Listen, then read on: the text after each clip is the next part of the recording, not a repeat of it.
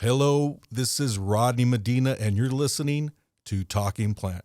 Hey, I want to welcome you all here today. Man, it's so good to be back here behind the mic, and we're coming to you from our new studios here in Ventura, California.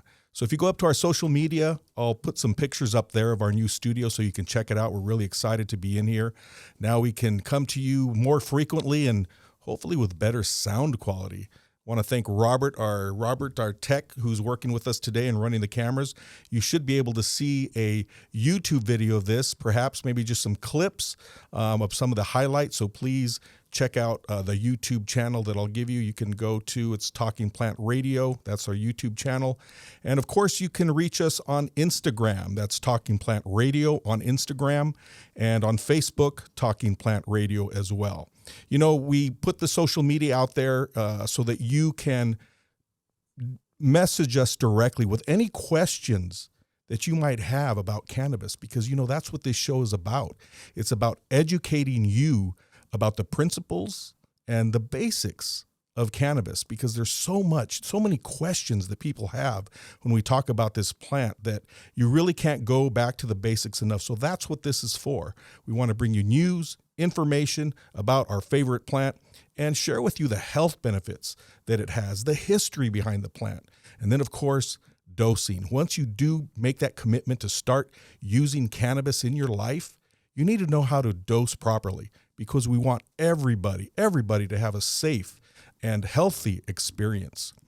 You know, and I wanted to touch on something today that really goes back to my personal history in cannabis. You know, I first entered into the cannabis industry from a media perspective in 2017. And I was working for as many of you may know, I was working for an online cannabis educational platform. So part of my job also was to go out to cannabis events to promote our brand and just to get information, sometimes interviews with people who are in the industry, leaders in the industry, just to get their perspective on what was needed with regards to education. Anyway, I would go to these cannabis events. And back then in 2017, there were very little live events where you could go to and actually openly consume. People were doing it, but it wasn't legal. It wasn't legal where the people were consuming. You had some of the big festivals like Emerald Cup, and there was some up in Northern California, and you had to travel for them. I didn't throw that in. I'm in Southern California, but we had to travel to other parts of the state just to attend some of these functions. I remember going to the State of Cannabis, which was in Long Beach at the Marriott, I believe, and that was in 2017. And at that event, they did have open consumption. They had an open consumption permit for one day in the plaza there at the Marriott Hotel. Everybody was getting lit. And it was pretty cool because it was something I had never experienced. I mean, actually smoking in a public place. But Long Beach has since shut that capability down. You can no longer get those permits. So that was unique. Of course, I talked about Emerald Cup. And then High Times, I think, had some events. They had one scheduled out in the Inland Empire, and consumption was supposed to be allowed, and then at the last minute, they shut it down. So, I mean, you want to consume at a cannabis event, right? Otherwise, why go? Well, so that brings us to present day, 2021. And I say 2021 because last year, this past December, I attended an event here in my local county, which is Ventura County, called Flower Fest. And Flower Fest was held at Port Hueneme Beach in Port Hueneme, California. And for those of you who don't know, Port Hueneme is a little enclave next to Oxnard, about an hour north of Los Angeles. And at that event, there was open consumption allowed. They had 4 consumption tents along with some other attractions, food and such. But it was just historically significant because it was the first event held at a venue that was not on a state or county fairgrounds, as the state would like it to be. It was on the beach, which was absolutely gorgeous. It was a great day, blue skies, nice breeze, and of course, everybody was smoking cannabis in the consumption tents. There were some ordinances and regulations that people had to follow. Well, today in the studio, I have one of the promoters of that event. he's sort of a hero of mine because he was really able to, like I said, do something of significant historical value as it relates to cannabis here in the county. I have Dan Perez, one of the organizers. Welcome, Dan. Thank you, Rodney. Thank you, Robert. Hey, very nice studio. How was the drive up here? It was a drive. So you were coming in from Orange County. Orange County, okay. So and you were actually doing business up here in Port Hueneme in preparation for and we'll get to that in for the new Flower Fest, right? Yes. Okay, cool. Well, Dan, I want you to share with us how you were able to pull off this historic event. I mean, it's cannabis has been legal in Port Hueneme for I think 3 or 4 years now, and people had been talking about doing festivals out on the beach, and even some of the dispensary owners were talking about it. But here you came and you got it done. First of all, why Port Hueneme, and how did you get this done? Well, I first heard about the state came out with this license. It's called Cannabis Event License. I believe it was about 4 or 5 years ago. So I went and applied for the license. And with the license, it allows up to 4-day consumption and sales and consumption of cannabis. So I acquired the state license, and the only other requirement is you have to have a letter of approval from the city. And that's the toughest part. So what I did is I started going after cities that were already cannabis friendly. So that's how I ended up with Port Hueneme, and also to some other cities I went after. And I would get on the city agendas and then try to persuade and convince the mayor or the city council how I could do this event and how it would benefit the community. And that was the tough part. It took me about over 3 years to finally get the council of Port Hueneme to finally agree and allow me to do last year's event. That's probably why it explains why some of the local dispensary owners couldn't get it done, just because you have to have that. You have to keep fighting. You have to keep engaged with the city councils, and they probably don't have time to do that. They're running their business. Now, it's you came into Port Hueneme, you saw well, let's go back to the license. Those are one of the license, the event license is pretty unique. I don't think a lot of people were thinking about events at that time because it kind of was lost in the muddle of all the dispensary license, the processing license, the lab licenses. But you saw an opportunity with the event license. How did you see that, and what made you choose going into events? Well, we have a security guard company, GI Security, and we provide security to the cannabis industry. And it was actually one of my accounts about 5 years ago had asked me if I heard about this license that the state's coming out with. And I said, no. And they said, they're calling it a cannabis event license. And I said, well, what can you do with that? And that's when they said, well, they will allow you to have sales and consumption anywhere in the state up to 4 days consecutive. And so I started looking into the application, and the reason I went after it, and you're right, at that time, and even still today, a lot of people are scrambling, trying to get retail license, cultivation license, manufacturing license. And I even asked some of our licensed retailers or cultivators, they had no idea about this license. And I realized everyone's focused on their retail license or cultivation license. So that's when I realized, I came to the thought is, I do know that everyone's trying to brand and make a name for themselves. They want to be the brand known 5 years later, 10 years later, but they can only promote it where they're licensed at within those cities. So then I thought this may be a good way for me to take a brand from Port Hueneme up to Sacramento, San Francisco, Fresno, anywhere up and down the state. And that's when I realized the value of this, because I could come to a cannabis shop in Port Hueneme and say, you're well known within the city, but do they know your brand in Fresno? Do they know your brand in Sacramento? Now, are you talking dispensary brand or a product brand? Either or. Okay. Their product or a brand. So you saw this as a marketing opportunity for some of these brands, not just throwing an event and. No. Okay. Yes, and that was exactly it. I can be your vessel to take you to other communities, other cities, and help you build your brand or your name. Which is really important because cannabis, you can't advertise on radio, on television, like you can a traditional product. So you're offering them something very different that will benefit them. Correct. And that was the thought also too. I thought it's a good way to introduce cannabis to the communities if it's done the right way.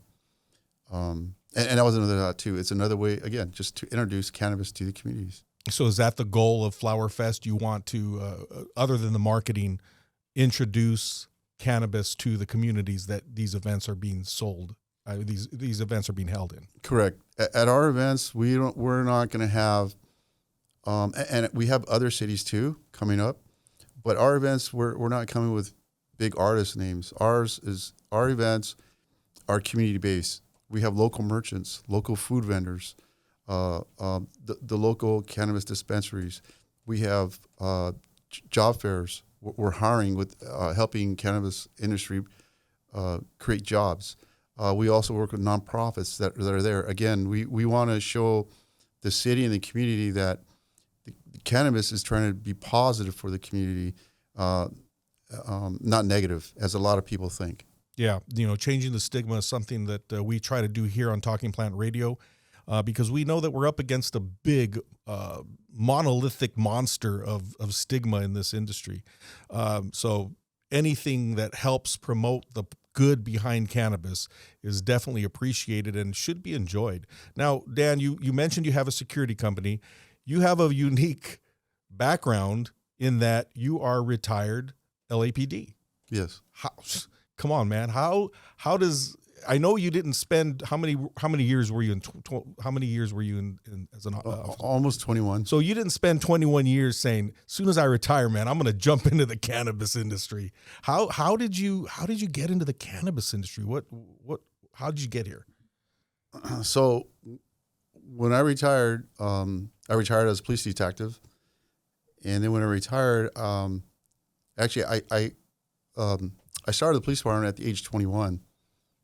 And so when I retired, I was still young, and I still wanted to do something else. So I went out and got the states. I got licensed to provide security, armed and unarmed guards, at some warehouses in Los Angeles, down on the ports. And I was doing very well then. And then one time I got a phone call from this gentleman named Adam Bierman, and he wanted to meet with me. And he said he had a partner named Andrew Mullen, and he wanted me to provide. So I go to meet him. He's downtown Los Angeles.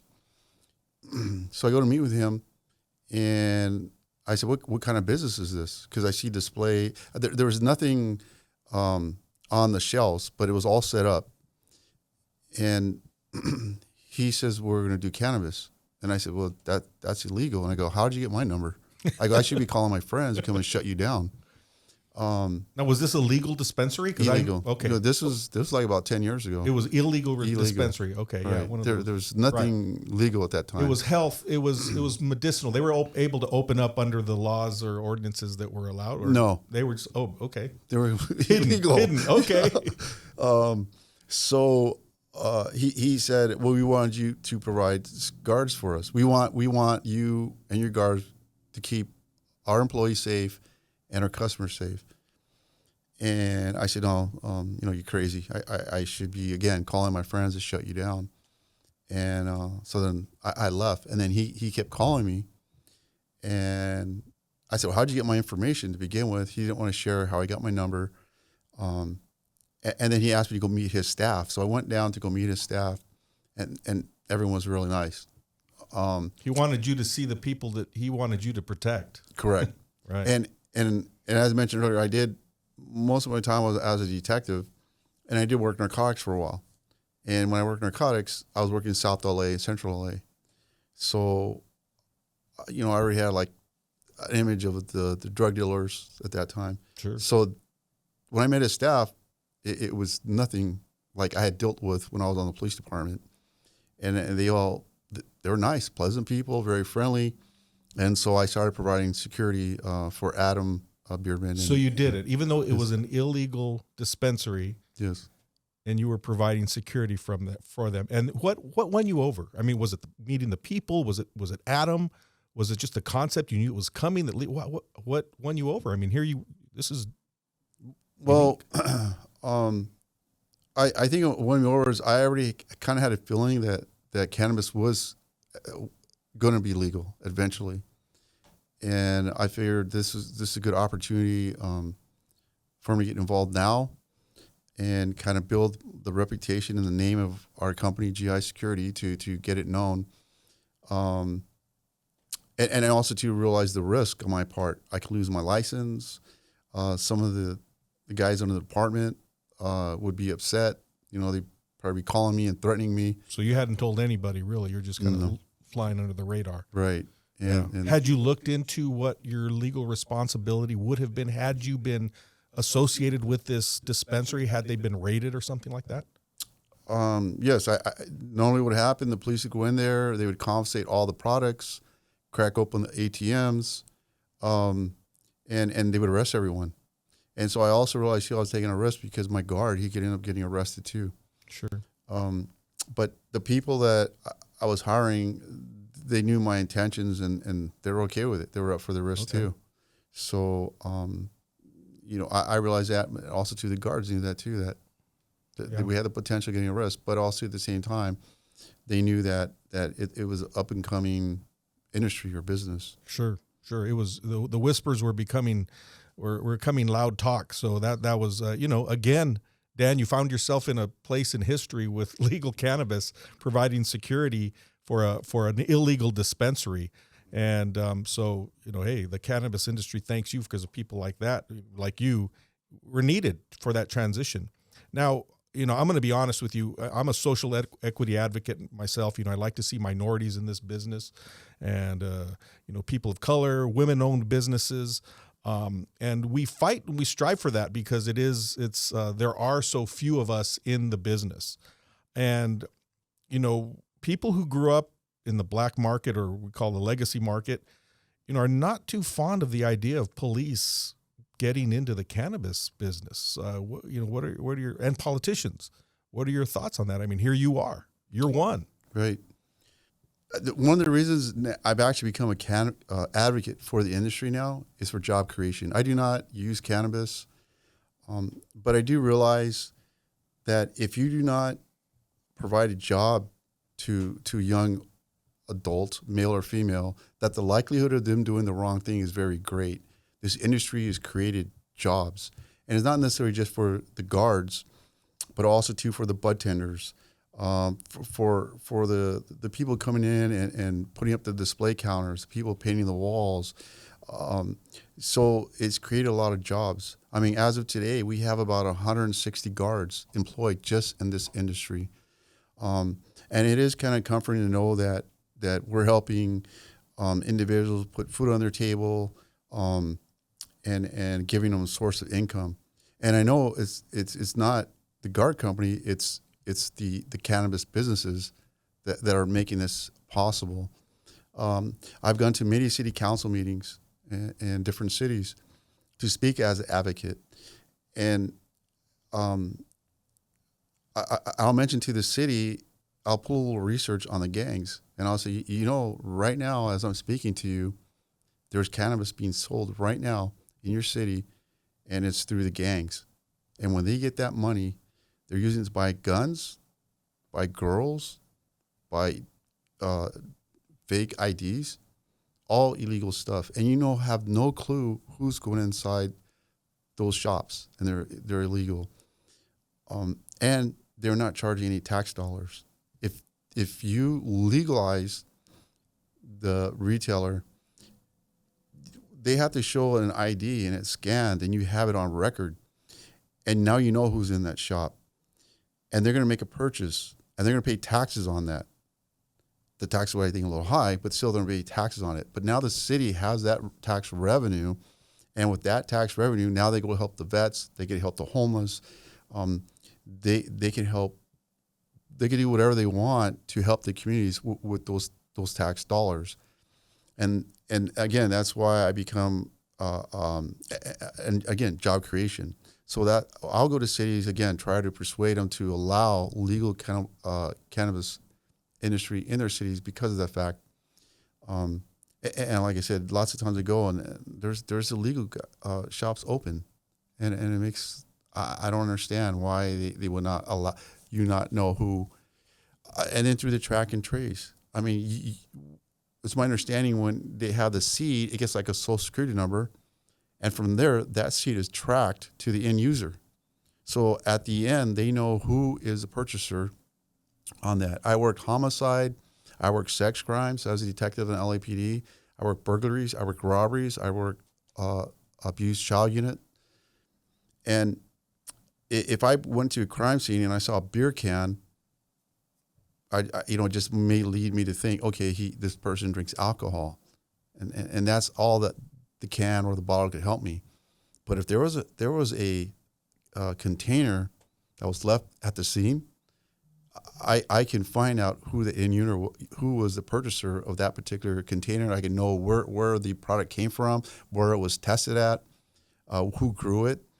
And as because you never know, they could have maybe perhaps been poisoned by the correct the product, right. Or you just need to know who that person is. If there was no body or no suspect, that is some helpful information for police. Correct, and that's why again I'm a big advocate, because I like the way the state is controlling how they control everything as far as with the product, so they know who's going to end up with that product at the end.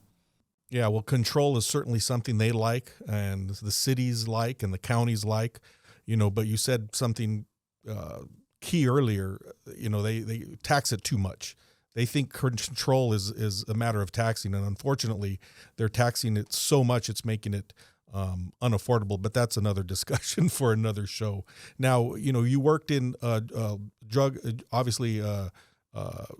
Drug enforcement, and you work with abused kids. So you've seen sort of the damages of what drugs and alcohol can do, and obviously they lump cannabis in there with all of those, even though we feel that it's a calming health benefit that somebody can have from it. So how now? I mean, again, if you were drug enforcement or working on drug cases, child abuse cases, where, now in cannabis, how do you see you being able to do something to either make those wrongs right again? Like, as I mentioned earlier, I do not use cannabis, nor do I drink alcohol. And it was only because through my career, I saw the bad things that drinking alcohol can do to you. I also had domestic violence. So I would go there and someone in that household drank too much alcohol and he pounded on the other party. Or the robberies, sometimes they were drinking, or the sexual assaults I investigate, they were drinking.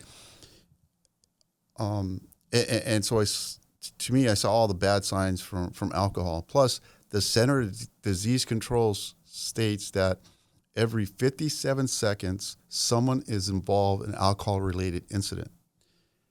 But of all those cases I've handled or crime scenes I responded to, alcohol-related, I never responded to one where they say, oh, he was smoking cannabis. When I worked narcotics, I arrested people selling cannabis and other drugs, but it was never arrest for someone under the influence of cannabis. Right. It wasn't the main cause of the call. Correct. That took them to another place like alcohol does, or any other, amphetamines or whatever the drugs are that do that. I'm sure you had to take some kids out of houses if you were in domestic disputes. Now you have a nonprofit which sort of addresses this past life, if you want to call it that. Tell us about that. I used to work our abused child unit. In our abused child unit, I handled cases where the parent or legal guardian either killed, sexually or physically abused their child. I worked that unit for about 8 years. So if I was investigated, I get a call from the school nurse to say that they have a kid at their middle school that's been getting sexually abused by the stepfather, the boyfriend, then I would go there and place the child protective custody and all the siblings protective custody, and then follow the case with the district attorney. So I did that for about 8 years. Like I said, I worked homicide, I worked robberies, I worked burglaries, I worked domestic violence, I worked sex cases. But I felt that was the most rewarding because children, it's very sad when a child, as parent or parents, we're supposed to protect our child from all the evils, and yet the parent is either committing the evils or allowing the evil things to happen. And so I felt that was the most rewarding assignment I ever worked because I felt I was helping the child or the siblings to get away from that sort of environment with these evils. And then so it was because of that when I retired, I started a nonprofit for abused kids. It is called Shield for Kids. What we do Shield for kids. Okay. Shield, like a shield. Right. The reason we came up with Shield is because that's what the shield does. It's supposed to protect, and it's for kids. So when I was working as a detective, and even still today, when police remove kids from homes for child abuse, after I removed the kids from the home, I would take them back to the police station, notify the Department of Children and Family Services, and ask me, where do you want me to place these kids? So I could be separating the brothers and sisters from each other, and I'm taking them to a stranger's house at 2 o'clock in the morning and telling this 8-year-old boy or girl, go stay in that house with those strangers with nothing, just the shirts on their back. So what Shield for Kids does, we have 2 programs. The first program is, what we do is we get backpacks. And in the backpacks, they have toiletries such as shampoo, hairbrush, toothpaste. They have socks, sleepwear, underwear. And now we've placed our backpacks in several police stations. Actually, Port Hueneme has our backpacks too. So now when the police department, police officer, detective removes abused child from their home, they can give this child a backpack. The backpack we feel kind of helps in the transition of staying with these strangers. Kind of saying, hey, I don't need anything from you. I have everything I need in my backpack. And so that's what we do. So when police remove these kids, they have a backpack that belongs with them. And the second program we do are excursions. After the detective or the police department file the case against the parent, now the kids have to go to court. That can last up to 2 years, 4 years. And if they're separated, the only time they see their siblings is in court. So our second program are excursions. So what we do is we try to give tickets to like Universal Studios, Six Flags, back to the same officers that removed those kids from the home to go back and give those kids the tickets so they could reunite with their brother and sister and have a day of fun. And so those are the 2 programs as a nonprofit that we do, backpacks for the police and then also to the excursions. That's incredible, man. I mean, you're using your past as a police officer. You've seen the wrongs that were committed in the communities, and you're trying to make them right, and at least help make them right. And that is, a lot of those things are out of sight, out of mind for most people. They don't see kids being separated. Right. It happens in the middle of the night, and if it's family, then they know. But otherwise, they don't think about those things. They don't see foster kids moving from house to house many times with nothing. So I know there's programs that do that as well. So you really are doing something very good, Dan, that really matters to kids. And one of the mandates of social equity is to make right those wrongs in those communities that suffered disproportionately from the war on drugs. And many times it's the communities of color. And I'm sure that's where a lot of your focus is. So I do acknowledge and appreciate that as you continue into the cannabis industry, that you continue to give back, and we appreciate it. You're doing something to be part of those communities need. And I hope more people who are in the cannabis industry can be that conscious, especially when you're opening a dispensary. Look around the neighborhood where you're at, really, because there's need. It may be invisible to you because you're not from that area, But look around, look at the schools, look at the little leagues or the parks or foster kids or whatever. So, you're doing something great for the cannabis industry. So, anybody who doesn't feel that officers belong in the cannabis industry, hey, you got to change that stigma too, right? Right. Right. Oh, I was going to touch too that on the social equity. Do you want some water? Oh no, I'm good. My feeling of that is again, when I work narcotics, if I knew someone selling marijuana or whatever sort of drugs, I would go obtain a search warrant, an arrest warrant. And so early in the morning, me and my team, we would go kick front doors in and gather up all the family, our suspect and his girlfriend, his wife, all the kids, handcuff them all, except for the kids we wouldn't handcuff, but we put everyone down on the couch. And they sit there and watch us as we go through their house looking for drugs. And then also I'd arrest people, for selling on the streets. I would go to Hollywood undercover and I would buy whatever it was, cocaine, raw cocaine, or cannabis. And after that, I'd call in, I'd have an unmarked car with my two partners. They would just wait for me to call them on the radio. Okay, I just bought from the guy wearing the blue Levi's, the red shirt, male Hispanic, and then they scoop down and arrest the guy. And then also to myself, I would also make transactions. We were always trying to get the bigger fish. So I might get this guy that's dealing on the corner of Hollywood and Vine and try to find out where is he getting it from. And then he would take me to the buyer, and then I would start making buys. Then I would come back and we do search warrant, and again the same thing. We would get his family, put him on the couch, and then go through their house. So when and it was unfortunate. Also, I worked in South Los Angeles and Central LA, but as the business came legal, I was really kind of like scratching my head that people with money were jumping in. And I thought, whoa, wait a minute. They never experienced the police kicking their front door in and then handcuffing you and your wife and putting you with your kids on the couch as they're going through your home. But yet you're going to benefit from this industry now off the back of people like that took the risk. And then they went to jail for years. And may still be there. And still may be there. So that I still to this date feel, I don't know how to say it, but I just kind of feel like it's still a little unfair because the people that are coming in with the money did not take the risk. They're benefiting from this industry now on the back of what these other individuals went through. Right. And, I've made presentations before, city councils before, and, city councilmen would say, well, because I talk about the righting the wrongs, right, of, certain areas of the city where people have been arrested and now that perhaps that brother or that son or dad was put in prison or jail, that affects a family generationally. That they could be 6 months in jail, and that's going to affect the family generationally. And many times it's years.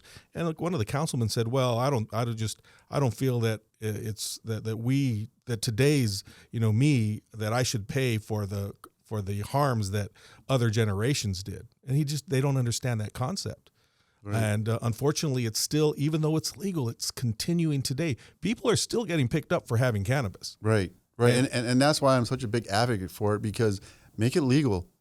And now there's no need to be kicking people's doors in and handcuffing the husband or the wife in front of their kids. Not for cannabis anymore. No, yeah, and then create jobs instead. Sure. The reason that they're slinging these drugs is to make some money. Make money. Yeah. So you make it legal, now you're creating jobs. Right. Let them start working as a bud tender or as growing, manufacturing. Now there's no need for the police to be kicking doors in. Right. Or give them, like social equity professes to, as it's part of its mission, is give them the opportunity to be owners, managers of these businesses. Because many times, being a bud tender, sure, that's fine, but they don't get paid a lot. Their hours are wacky. But give some of these legacy cannabis participants who are knowledgeable about cannabis, who could probably grow some great cannabis, who can differentiate between different types of cannabis, who maybe can make some oils because they did some illicit processes back in the day, but they know how to do it. They know the chemicals or the chemistry behind it. Give them the opportunity to flourish and support them and do that. I mean, that's, I see cannabis companies giving back to, Boys and Girls Club. That's all great. But no, make generational change. Just like you caused that generational change in a negative way, make generational change possible in a positive way, right? Right.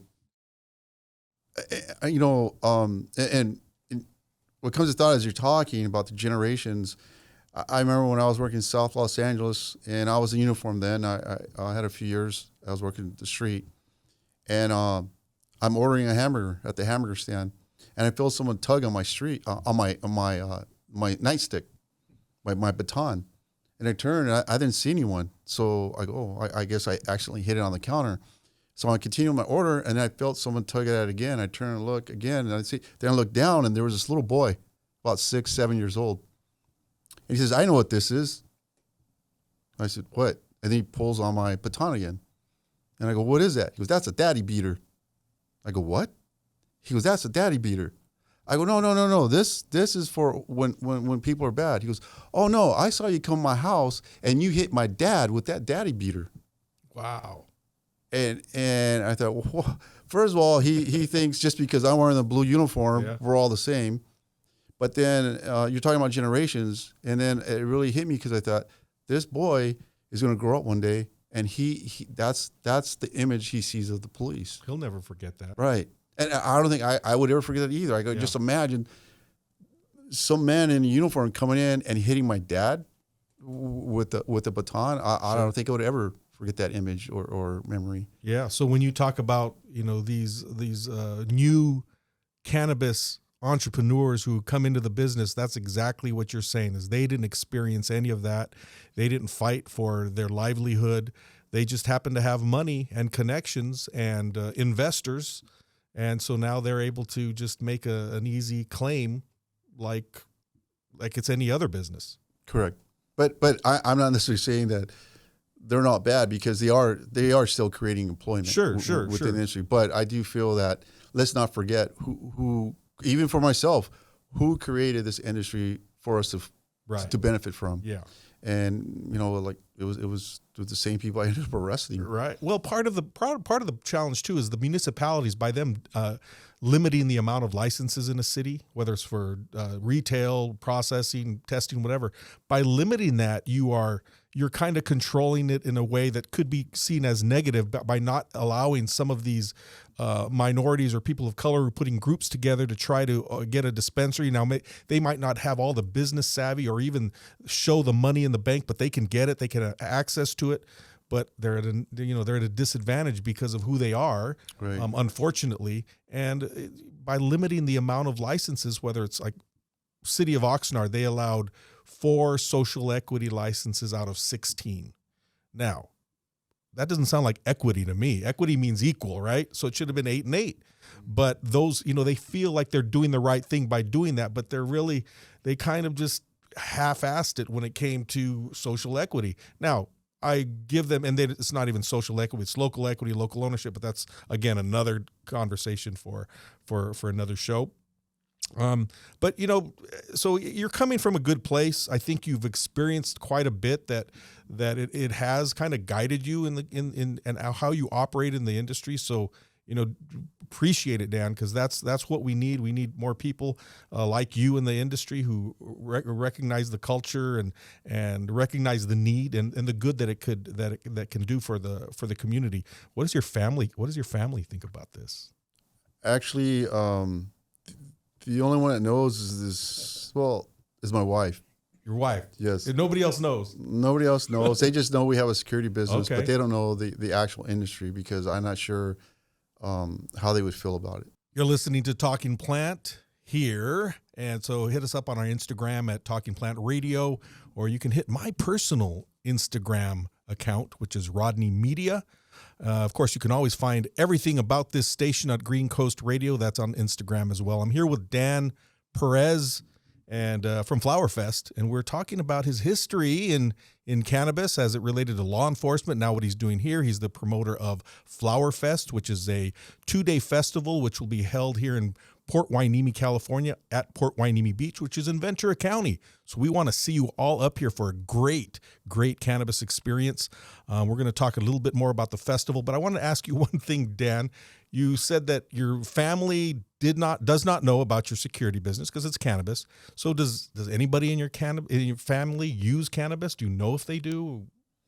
Yes. After I retired, I think it was one of the holidays, and I was with my mother and my sister, and my mother had said, "Do you remember years back when I was diagnosed with cancer?" And I said, "Yes." "You were still in the police department then?" And I said, "Yes." And she goes, I was so panicked and freaked out with cancer. Your sister would drive me into the projects, and we would buy cannabis." And I said, "What? Why didn't she ever tell me this?" She was hitting a dealer. Right. And she said, "Well, you're still in the police department. I knew you would not accept it." And so I said, "Where were you going?" And she said, "The hazard projects." And for those who don't know, hazard projects, that's off Soto, East Los Angeles. Very dangerous projects. And actually, they say that's where the Mexican mafia first started years back. It was individuals from Hazard, Big Hazard. Yeah. And when I worked homicide, I had a couple of homicide cases within those projects. Whoa. And I said, "Wow, what?" I just and your mom's down there. Yeah, and my mother was down there buying cannabis from these guys, from the gangs. Yeah. And I was really shocked. But then also too, I did think for a minute that, myself, if I was diagnosed with cancer, I probably too would panic and reach for whatever I could. Yeah, you get desperate, whatever you can. Yes. Mm-hmm. Well, that's, that just goes to show you that even though the stigma exists, and quite honestly, she's probably at the age where the stigma is deepest and thickest, right? Correct. But yet she was willing, out of desperation and for the health benefits, they're willing to try anything. Right. And that's a beautiful thing, but unfortunately, it had been illegal, but it was probably, you wouldn't have arrested her, would you have, if you would have? Oh, no. Okay, but and her cancer is gone, and awesome. She still gets tested, I think, every 2 years or something. But so I did bring it up a few years later. I said, if your cancer went through remission, what's the purpose of you still smoking? Because she still smokes. She's still smoking. Nice. Yes. Oh, man. Well, that's beautiful. I mean, because now you can coexist a little bit. Has she been to the Flower Fest? No, but she actually, I haven't mentioned that to her either. You haven't. No, right. I think that's the next step for you, Dan. Speaking of Flower Fest, man, I mean, the first one was in December of last year. I went to it. It was right here in my hometown. Here comes Dan from outside of the area, throws this historical event right on the beach, and I didn't know what to expect, right? Because it was the first open consumption event. It was like I said, it's historical. It was on the beach, and I was really impressed by it, Dan. It was orderly, it was clean. Everybody was chilling out. The consumption tents made sense. You had retail inside there, and they each had their own little vibe, music, games, whatever. It was very small, right? I think you could walk the whole thing in about a minute and a half, and I did. But what you tell me from your perspective? What did you think about the event? It was the first event, so what did you think about it? Oh, I was very pleased with the event. It's 21 and over, right? It was everybody 21 knows. over, and you had your age was verified through an age verification device. It was no different from the retail stores where you come in, you have to, your age has to be verified with a valid ID. Of course, the only difference was that you could purchase and then you could also consume on site. The city said the consumption had to be within tents. They did not want any odor to come out. So I placed some large air filters inside.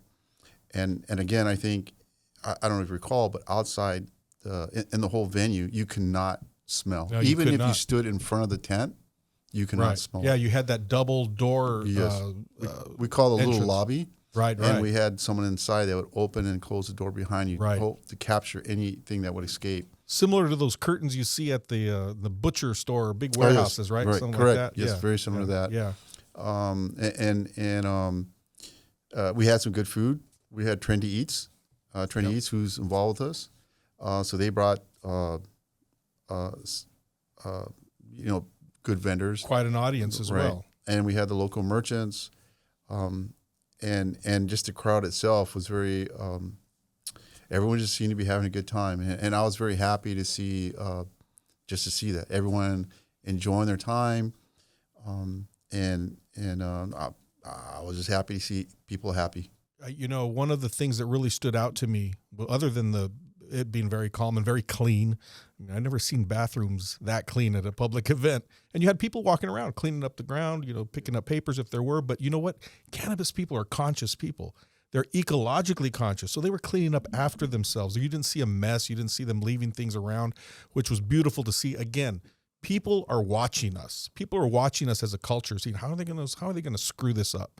There was really nothing. I think even they tried to get some underage people in there to kind of test your method of entrance. And yes, I was told days later that the police purposely send 3 undercovers to see if they get past our event staff and security, and they were all turned away, which I was glad to hear. Yeah.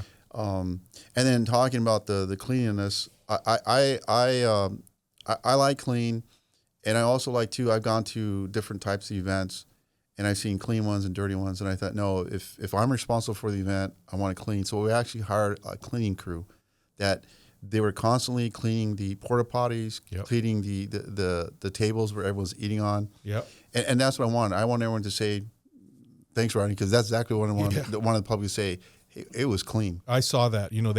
Somebody would leave a table, they were spraying them down. And of course, in these times of COVID, that's really important. People looking for that. So the fact that you were consciously doing that and made an effort to make that difference, it did stick out. And other people mentioned it to me as well.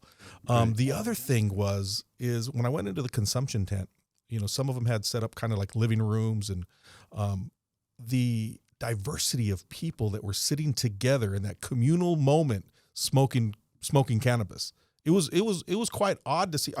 I mean, I'm from the cannabis culture, so it wasn't surprising to me, but to see it in a public place was exceptionally awesome to witness. Right. Oh, I saw that too, and I would go in the tents to make sure everything was being done correct, and also to checking all my filters are still running properly. But I saw that too. We put seating areas inside each tent where people or a lounge area, and when I went through one, for whatever reason, I stopped and looked at the lounge area, and I saw Veterano. In our neighborhood when I grew up, Veterano, OG, old time gangster, and I saw him sitting there, and he's sitting next to this young kid, looked like a surfer. Yeah. And then I look across, and there's some woman looked like a homekeeper, like a housewife, and yet they're all sitting there together, just talking and smoking. Yeah. And I remember that kind of caught me. I said, "Wow, where else would I see a group like this, talking?"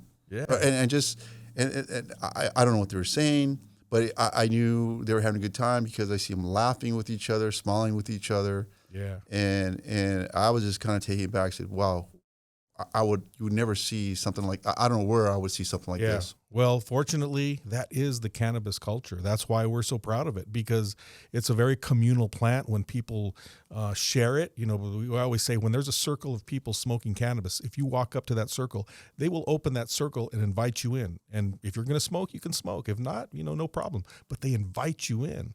So those were just little micro examples of what the cannabis culture is. And I'm glad, because what you're doing with these events, Dan, is introducing people to that culture. You're introducing city councilmen. Hopefully they come out and see this. Police chiefs, politicians, you're introducing them to the cannabis culture. You're changing their mind and hopefully changing the mindset of the stigma that they've carried with them for so long that makes them vote against these events, which I know that it was a 3-2 vote to get your events approved for this coming year. So there's still some education, obviously, that needs to be had, but that's what the kind what these events do. Is that something that you have in mind when you put these events on, to educate the community? Absolutely, because I know the city council, the mayors, I know they're thinking like how I used to think. Only bad people use cannabis. Right. I used to arrest people like that. But through the events where I'm trying to show, no, don't think like I used to think. Yeah. Let me show you that good people are involved in cannabis now. Sure. And it's an industry, and kind of like embrace it, encourage it. Especially, again, I'm a big advocate for job creation, is creating jobs. So each event I do, and we will be in other cities. That's the thing. I want to show the city that this culture. And actually, we have a website. It's going up, flowerfest.com. It should be up today. Flower-Fest, right? Oh, Flower-Fest. Yes, thank you. And that's one of the city councils I attended. We're trying to convince them to approve me. I made a statement. I said I'm trying to bring a culture, bringing cultures to the communities. And then I'm going to drive home after the city said, no, get out of here. I drive home and started thinking, you know what, I like that, because that's what I'm trying to do. I'm trying to bring this culture, introduce it to the communities. Yep. And to see the positive things about this culture. Right. Well, you put a lot of pressure on yourselves, Dan, Dan, but it's good because it shows that you have passion for what you do. You're not just trying to make a buck in the cannabis industry. You're cognizant of what the needs are. You're introducing, like you say, you're bringing the cultures and the communities together, which is very important. And I want to remind everybody, no alcohol at the events. No. There is no alcohol. Do you do alcohol events as well? And how do they compare to cannabis? No, there's no alcohol, no CBD, no outside water, no outside food allowed. Okay. No, but I mean, do you do other events that are alcohol? No. None. So you stay I away do from nothing for alcohol. I've had nightclubs ask me to do security for alcohol. I said, no way. Too many problems. Too many problems with alcohol. But it's funny that the state tells me there is no alcohol, no tobacco, no CBD, no outside food, no outside water, just cannabis. And to me, sometimes it's kind of funny where they say only cannabis, where years later I was chasing and shutting down cannabis. Yeah. So you have 4 more festivals planned for this year, 2022. The first one is happening Saturday, April 30th, and Sunday, May 1st, at the same location. There in Port Hueneme, at Port Hueneme Beach. How's this one going to be different than the first? Well, the first one we had just one parking lot, and this event coming up, the city has allowed me to have 2 of the parking lots and the roadway and the street that joins them together. So it's going to be like 3 times the size of the first one. How many consumption tents are you looking to have? I believe this time we have like 14 consumption tents. Wow. Where you can go in and purchase and consume in the lounges that are within the tents. Okay. We also are going to have VIP tents, consumption tents. And then so what we're doing there is someone can purchase the tent. We have them split up for the days. I think you get it like for 4.5 hours because I only have 4. But we're putting clear walls, and you can have up to 30 guests inside the consumption tent, and there will be bean bags, a table, furniture in there. So you can go inside and you can just consume, hang out with your friends or staff. The clear walls is so that you're still part of the event, but only who you want to go inside. Gotcha. You also will get a runner. What the runner is going to do is very similar to a waiter or a waitress. Okay. They will go get you the food, water, whatever you want, Nice. so you never have to leave. Okay. And so we're going to have 4 of those, but they're going to be going out in time frames. Okay. We're also going to have Trendy Eats, bringing their food crowd. And also, too, what we have new is we have Plant District who will be there. And they're going to be kind of taking over one of the lots, and they're vegan. Vegan. Is that Vegan. food or Vegan food okay. and vegan products. So I can't buy a leather belt there then. Oh, no, not in that area. But I'm sure you go over the Trendy Eat side, you could buy leather products. Or I could buy some pig's feet over there. Yeah, exactly. Yeah. But again, like I said, it's not. I don't want. Oh, and then we also have Carnival Row. So Carnival. Yeah. So for adults, the road that brings the 2 different districts. Okay. The vegan district right. and the I guess the cannabis district. Yeah. I mean, not the cannabis, the Carnitas district, which I love. The road is going to bring them together, and we're calling that Carnival Row. And it's actually, we're going to have carnival games. We're going to have popcorn stands, churro stands, just wow, man, at a carnival. Sounds like a great date, man. 21 and over, no kids, no strollers, no, kids crying, people changing diapers on the tables you're eating on. Right. And Wow. like I said, what I'm going after is not necessarily, and then we'll also have the job fair there, and we're also going to have some nonprofits there. Again, we want to show the community that we're here for you. We're still trying to give back and still trying to help the community. Yeah. All the locals, all the merchants and the food vendors are local. There may be some coming from outside, but we always go after local first. Sure. And if we still have space, they won't bring out people from LA or Orange County. Yeah. But we want everyone to have a great cannabis experience, but I also would like to have everyone have a great food experience. So to me, the food is also very important. That I'll consume. Sure. And because I thought too, even though I do not use cannabis, I thought, you know what, if I went to an event and there was a variety of different types of food, to me that would be a great experience. So we were also trying to accomplish that, a great food experience, and then just a great experience itself with the Carnival Row, the VIP tents. We want everyone to leave and say they had a great time. When's the next one? Right. No, and that's people were saying that at the first one, and I was asking a lot of people, how'd you hear about this? And they would tell me, I heard about Trendy Eats, or I saw it on Facebook. So, you're certainly getting the word out, and hopefully that, our listeners will be able to make it out there to Port Hueneme. And man, you ought to come out here if you're a cannabis fan. I know it seems like, why would I drive all the way to Port Hueneme just to buy some cannabis? It's because of the experience, right? It's the experience that you're providing them on the beach. You're hanging out with your friends. You can make a day of it. You can go and hang out on the actual beach if you choose to do so. After the last show, I left and I didn't want to drive home right away because I had been consuming. I sat on the beach and just watched the sunset. Come on, man, that was beautiful, dude. Oh, damn, I had to sit and watch the sunset, and I was feeling a little good, But that's the beautiful thing about cannabis. It gives you that calmness. It gives you that ability to reflect wherever you are. So, I really like how the event is bringing the community and the cultures and showing that they can coexist. And hopefully you'll invite some dignitaries, local dignitaries. And I plan to, again, because I want them to see this cannabis culture. Right. And see how everyone is just having a great experience. Right. And that's what we want through our events is not just you come and smoke cannabis. No, we want you, it's an experience. We want you to experience something. And you don't have to be a user or consumer of cannabis to have a good time. You have carnival games, you have food, you have the beach. But what are you finding it somewhat of a challenge to make it comfortable for those first time people who, because I was recently in Spain and I went into a CBD store. And there was a lady who walked in comfortably with her lady friend. And the lady friend would not walk in, even though it was just CBD. I could tell she was saying to herself, I'm not walking in there. That's drugs. So they have that apprehension of even being around it. Are you finding yourself, trying to do things for those first-time people? Are there, do you know if a lot of first-time people are coming to your shows or to the Flower Fest that maybe haven't experienced that cannabis before? And are you trying to make them comfortable? What do they have to look forward to? And that's what we're trying to do, make them comfortable. Again, to experience this culture.